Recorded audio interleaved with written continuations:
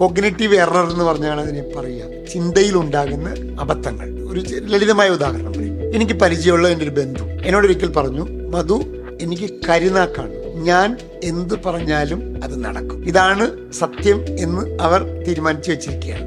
ഇങ്ങനെ പലതും നമ്മൾ കേട്ടിട്ടുണ്ടാവല്ലേ. അപ്പൊ ഞാൻ അവരോട് ചോദിച്ചു, ഇതെല്ലാം ഒരു പേപ്പറിൽ എഴുതി വെക്കുക, ഇതിൽ എത്ര കാര്യങ്ങൾ നടന്നിട്ടുണ്ട്, എത്ര കാര്യങ്ങൾ നടന്നിട്ടില്ല എന്ന് ടിക്ക് ചെയ്യൂ, നിങ്ങൾ പറഞ്ഞത് ശരിയാണോ തെറ്റാണോ എന്ന് മനസ്സിലായിക്കോളൂ എന്ന് ഞാൻ പറഞ്ഞു. സത്യത്തിൽ അവർ 20 കാര്യം പറഞ്ഞിട്ടുണ്ടെങ്കിൽ 2 കാര്യമായിരിക്കും നടന്നിട്ടുണ്ടാവുക.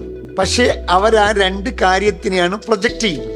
അതായത് ചില വിശ്വാസങ്ങൾ, ഈ വിശ്വാസങ്ങൾക്ക് അനുകൂലമായ തെളിവുകൾ ഞാൻ കണ്ടെത്തുകയും ആ തെളിവുകളെ അടിസ്ഥാനപ്പെടുത്തി ഈ വിശ്വാസം ശരിയാണെന്ന് ഉറപ്പിക്കുകയും അതിനെ അടിസ്ഥാനപ്പെടുത്തിക്കൊണ്ട് തീരുമാനങ്ങൾ എടുക്കുകയും ചെയ്യും. ഇതിനെ കൺഫർമേഷൻ എവിഡൻസ് ബയാസ് എന്ന് പറയുന്ന ഒരു കോഗ്നിറ്റീവ് എററാണ്.